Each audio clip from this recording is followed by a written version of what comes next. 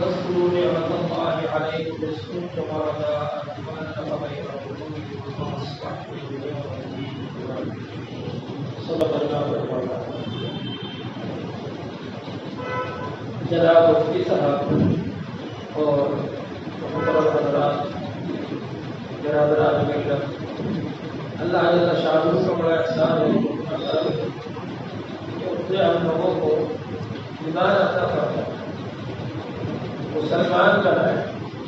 اسلام کے معنی ہے فرما برداری، اطاعت کرنا، اور مسلمان کہتے ہیں ماننے والے، اطاعت کرنے والے، اللہ کے حکموں کو ماننے والے، جو اللہ کے رسول صلی اللہ علیہ وسلم کے حکموں کو ماننے والے، وہ مسلمان۔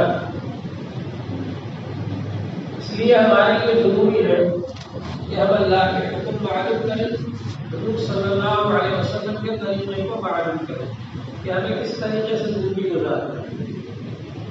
حضور پاک صلی اللہ علیہ وسلم نے ارشاد فرمایا ہے، ترکت فیکم امرین لن تضلوا ما تمسکتم بہ، میں تمہارے لیے دو چیزیں چھوڑ کر جا رہا ہوں، ان دونوں کو جب تک مضبوطی سے پکڑے رہو گے کبھی گمراہ نہیں ہوگے۔ اور وہ کیا ہے؟ کتاب اللہ و سنت رسول، ایک اللہ کی کتاب ہے اور ایک اللہ کے رسول صلی اللہ علیہ وسلم کا طریقہ ہے، سنتیں۔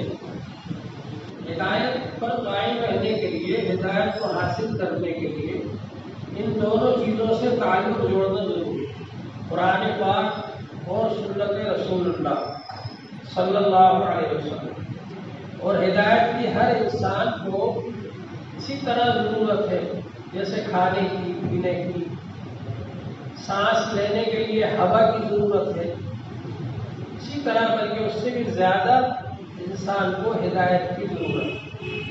اس لیے اللہ تعالی نے جب انسان کو دنیا میں بھیجا تو اس کی ہدایت کا انتظام فرمایا۔ حضرت آدم علیہ السلام پر اللہ تعالی نے وحی بھیجنا شروع کی۔ حضرت آدم علیہ السلام جس طرح سے تمام انسانوں کے ابا ہے، اسی طرح وہ سب سے پہلے نبی بھی، اور ان کے بعد انبیاء علیہ السلام کے آنے کا سلسلہ جاری رہا، اور آخر میں حضور پاک صلی اللہ علیہ وسلم تشریف لایا۔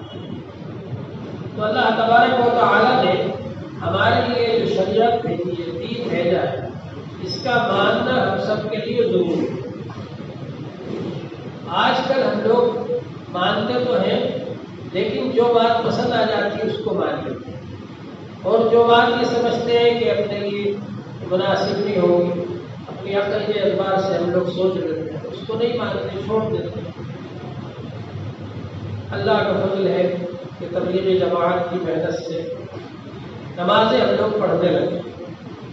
نماز کو ہم عبادت سمجھتے ہیں، ضروری سمجھتے ہیں، پڑھتے ہیں، لیکن بہت سارے احکام جو ہیں ہماری معاشرت سے متعلق، وہ ہم اس پر عمل نہیں کرتے۔ اس کا نتیجہ ہے کہ ہمارا معاشرہ بہت خراب ہو رہا ہے۔ ہمارے گھروں کے اندر جھگڑے آپس کے، چھوٹا بڑے کی بات ماننے کو تیار نہیں ہے، صبر و برداشت کا معاملہ ہم لوگوں سے نکل چکا ہے۔ کسی کی بات کو برداشت کرنا، بڑوں کی بات کو ماننا، یہ جذبہ ہمارے اندر سے عام طور پر نکل چکا ہے۔ اس لیے گھر گھر کے اندر اتنے فساد، جھگڑے ہوتے ہیں، اور پورے معاشرے کا تو بہت ہی برا حال ہے۔ تو ہم کو اپنے معاشرے کی بھی اصلاح کرنا چاہیے، بچوں کی تربیت ہو، ہم لوگ بھی علماء کرام سے جڑے، مسائل معلوم کریں۔ اللہ تعالی نے ہم کو علماء کرام سے جوڑا اور فرمایا فاسألوا اہل الذکر ان کنتم لا تعلمون، اگر تم نہیں جانتے تو یادداشت والے علماء سے مسائل معلوم کر کے عمل کرو۔ علماء کرام سے ہم تعلق رکھیں، ان سے مسائل پوچھتے رہیں، اپنے بچوں کو دینی مدارس میں داخل کریں تاکہ وہ حافظ بنے، عالم بنے، دین کے خادم بنے، دین کی حفاظت کرنے والے بنے۔ اور ہم لوگ علماء کرام سے تعلق رکھیں، دینی مسائل معلوم کریں اور اس کی روشنی میں عمل کریں۔ دینی مسائل ہم معلوم کریں عمل کرنے کے لیے۔ ایک صاحب نے کوئی ان کو کاروبار شروع کرنا تھا، 10 جگہ سے فتوے منگائے، 9 جگہ سے فتویٰ آیا کہ ناجائز، حرام، ایک جگہ سے کہیں سے مل گیا ہوگا کوئی گنجائش تھوڑی بہت، تو انہوں نے وہ 9 فتوے ایک طرف رکھ دیے اور اس ایک فتوے کو جیب میں رکھ لیا اور کاروبار شروع کر دیا۔ اب کوئی کہتا کہ بھائی یہ تو ناجائز ہے تو فتویٰ نکال کر دکھا دیتے بھائی لکھا ہوا جائز. تو عمل کرنے کے لیے کہ اللہ کا جو حکم آئے گا، جو اللہ کا حکم معلوم ہو جائے گا اس پر ہم عمل کریں گے. اس نیت سے اگر آدمی عمل کرنے کی نیت سے مسائل پوچھے، ایک آدمی سے پوچھ لینا ضروری ہے، اور وہ بھی اللہ تعالیٰ نے فرمایا ایسے عالم سے پوچھو جس کو مسائل یاد. بس اہل ذکر، یادداشت والے علماء سے مسائل پوچھو، مستند علماء سے مسائل پوچھو. ہم لوگ مسائل کسی سے بھی پوچھ لیتے اور کہتے ہیں کہ صاحب سے ہم نے پوچھ لیا.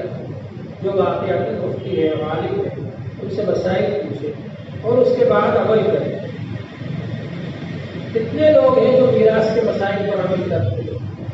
اگر بتا بھی دیا جائے مسئلہ معلوم بھی ہو، میراث کے مسائل پر ہم لوگ عمل نہیں کر پاتے. یہ ایک مثال ہے اس بات کی کہ ہم لوگ اللہ کے حکم کو پوری طرح سے اپنی زندگی میں داخل نہیں کرتے. اللہ تعالیٰ نے فرمایا یا ایھا الذین آمنوا اطیعوا اللہ واطیعوا الرسول واولی الامر منکم. ایمان والو اللہ کا حکم مانو، رسول پاک صلی اللہ علیہ وسلم کا حکم مانو، اور جو اولو الامر ہے ان کا حکم مانو. اولو الامر کے معنی ہے امیر کا حکم مانو. اور علماء نے لکھا ہے کہ جو علماء امر بالمعروف کرتے ہیں، نہی عن المنکر کرتے ہیں، بھلی باتوں کا حکم دیتے ہیں، برائیوں سے روکتے ہیں، ان کی بات ماننا بھی کیونکہ وہ قرآن حدیث کی روشنی میں بتا رہے ہیں اسی طرح ضروری ہے جیسے امیر کی بات ماننا ضروری ہے. تو ہمارے اندر یہ جذبہ ہونا چاہیے کہ ہم ماننے والے بن جائیں. سمع و طاعت، سننا اور ماننا، یہ جذبہ ہمارے اندر ہونا چاہیے.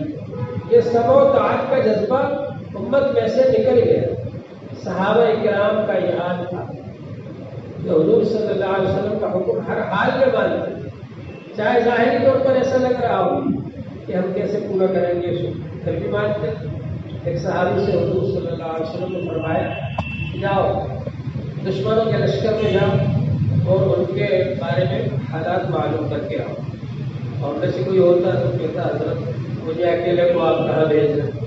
اور سخت سردی کا موسم، لیکن وہ صحابی فوراً اٹھ کر کھڑے ہو گئے اور کہا کہ آپ میرے لیے دعا کر دیجیے کہ مجھے سردی نہ لگے. وہ کہتے ہیں کہ میں گیا، مجھے سردی بالکل نہیں لگ رہی تھی، ایسا لگ رہا تھا کہ گرمی کے موسم میں جا رہا. اور گئے وہاں پر جا کر کے ان لوگوں کے حالات معلوم کر کے پھر بتائیں. تو ہمارے اندر جس طرح سے سمع و طاعت کا جذبہ ختم ہو گیا، سننے کا اور ماننے کا، اور ہمارا مزاج یہ بن گیا کہ جو بات پسند آئے اس کو مان لو، جو نہ پسند ہو اس کو نہ مانو. صحابہ کرام فی المکرہ فی المنشۃ والمکرہ، جو بات سن کر کے دل عمل کرنے کے لیے چاہتا ہے اس کو بھی مانتے تھے، جو بات سن کر دل عمل کرنے کو نہیں چاہ رہا لیکن اللہ کا حکم ہے، اللہ کے رسول صلی اللہ علیہ وسلم کا حکم ہے، ظاہر میں ایسا لگ رہا ہے کہ ہم کیسے اس حکم کو پورا کریں گے، اس کو بھی پورا کریں گے. یہ جذبہ کام کیا، یہ ہمارے اندر ہونا چاہیے. صحابہ کرام دوسروں کے راز لے لیتے تھے، اپنے راز کسی کو نہیں دیتے. ہم لوگوں کا حال یہ ہے کہ اگر آپ کسی کے کان میں بھی کوئی بات جائے دوسرے دن اس کو چوراہے پر سن لیتے. تو ہمارے اندر معاشرے میں اتفاق اتحاد کیسے پیدا ہوگا؟ اتفاق اتحاد پیدا ہوگا اس طرح سے واعتصموا بحبل اللہ جميعا، سب مل کر ایک اللہ کی رسی کو مضبوط پکڑنا. اور وہ کیا ہے؟ قرآن پاک ہے، وہ سنت رسول اللہ ہے، وہ دین ہے. اس کے ذریعے سے ہمارے اندر اتفاق و اتحاد پیدا ہو سکتا ہے. اللہ کے رسول صلی اللہ علیہ وسلم نے فرمایا لا یؤمن احدکم حتی یکون ہواہ تبعا لما جئت بہ. تم میں سے کوئی شخص اس وقت تک کامل ایمان والا نہیں ہو سکتا یہاں تک کہ اس کی خواہشات میرے لائے ہوئے دین کے تابع ہو جائیں. اللہ کے حکم کے مطابق، اللہ کے رسول صلی اللہ علیہ وسلم کے حکم کے مطابق ہم عمل کرنے والے ہیں. اپنی غرض کی وجہ سے، اپنی رائے کی وجہ سے آج ہر شخص یہ چاہتا ہے کہ میری رائے پر عمل ہو، چاہے اس کی رائے دین کے خلاف ہو، چاہے اس کی رائے قوم کے لیے فائدے مند نہ ہو، لیکن ہر آدمی چاہتا ہے میری رائے پر عمل ہو. یہ خود رائے کی امت میں آ گئی، اس کی وجہ سے اختلافات پیدا ہوتے ہیں. ہم میں سے ہر شخص کا یہ جذبہ ہونا چاہیے کہ جو اللہ کا حکم ہے اس پر عمل کریں گے، جو وہ بات قوم کے لیے فائدہ مند ہوگی، امت کے لیے فائدہ مند ہوگی، اس پر ہم عمل کریں گے۔ ہماری اپنی رائے ہم نہیں چلائیں گے۔ اگر یہ جذبہ ہو تو امت کے اندر جوڑ پیدا ہوگا، اتفاق اور اتحاد پیدا ہوگا، اس کی کوشش ہونا چاہیے ہمارے اندر۔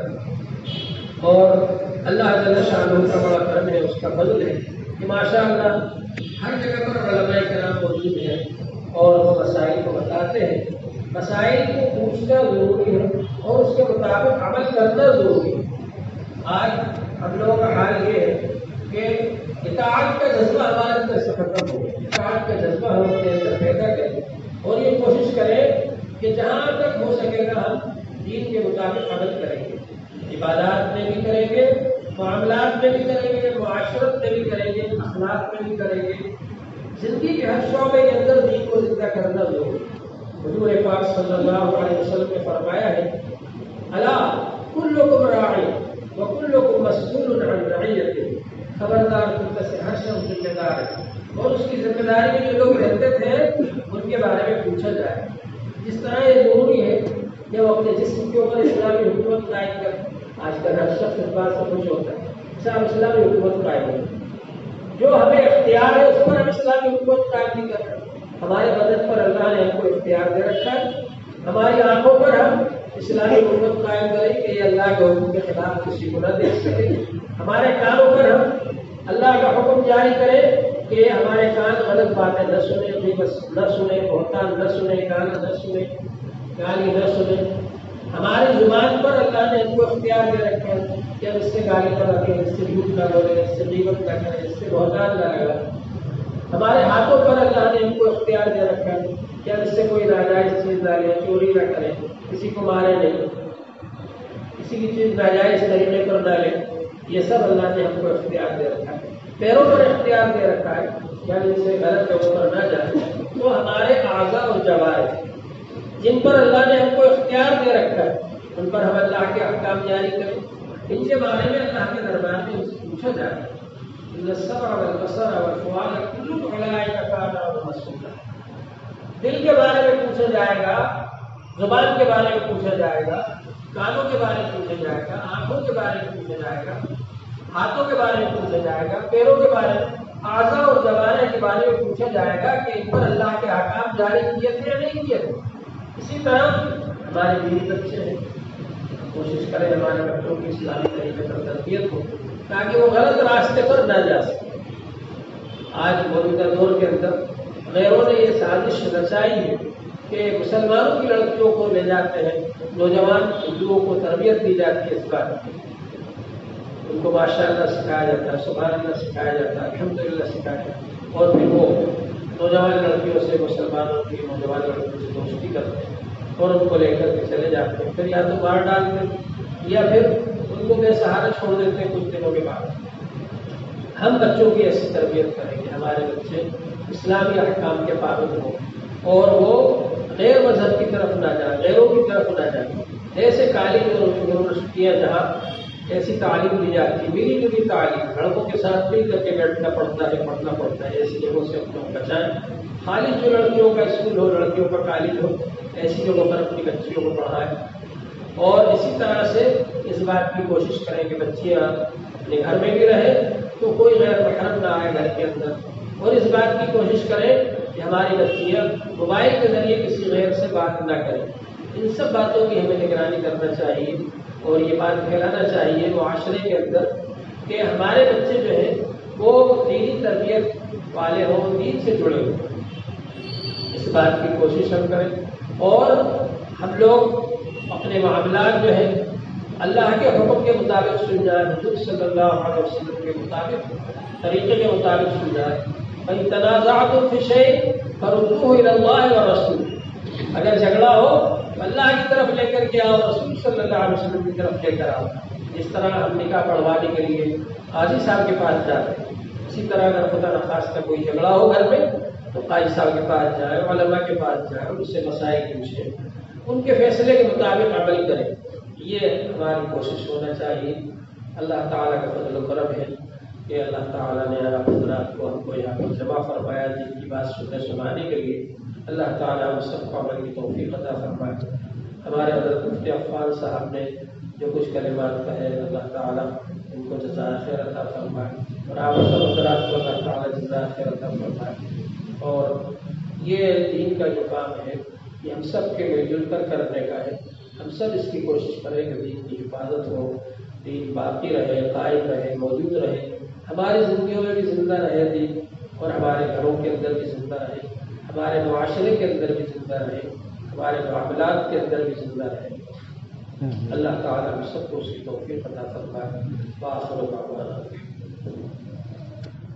اللهم صل على سيدنا حبيبنا محمد وعلى آل سيدنا حبيبنا محمد وسلم۔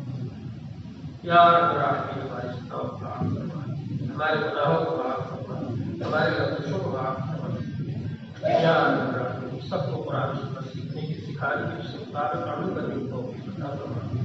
قرآن و سنت کے انوار سے ہمارے دلوں کو منور فرما، قرآن و سنت کے اخلاق سے ہماری زندگیوں کو مزین فرما، قرآن و سنت کے احکام پر ہم سب کو عمل کرنے کی توفیق عطا فرما، قرآن و سنت کی برکات سے ہم سب کو مستفید فرما۔ یا رب العالمین ہماری عمروں میں خیر و برکت عطا فرما، ہمارے رزقوں میں خیر و برکت عطا فرما، ہماری اولاد میں خیر و برکت عطا فرما۔ یا رب العالمین بیمار کو شفا عطا فرما، جو قرضدار ان کے قرضوں کی ادائیگی فرما، جو بے گناہ ہیں ان کو رہائی فرما، جو ناجائز مقدمات معقول ان کو اس سے خلاصی عطا فرما۔ یا رب العالمین اپنا کرم فرما، پوری امت محمدیہ کی حفاظت فرما، ہر قسم کے شرور و فتن سے محفوظ فرما۔ یا رب العالمین ہر قسم کی بلاؤں سے، وباؤں سے حفاظت فرما۔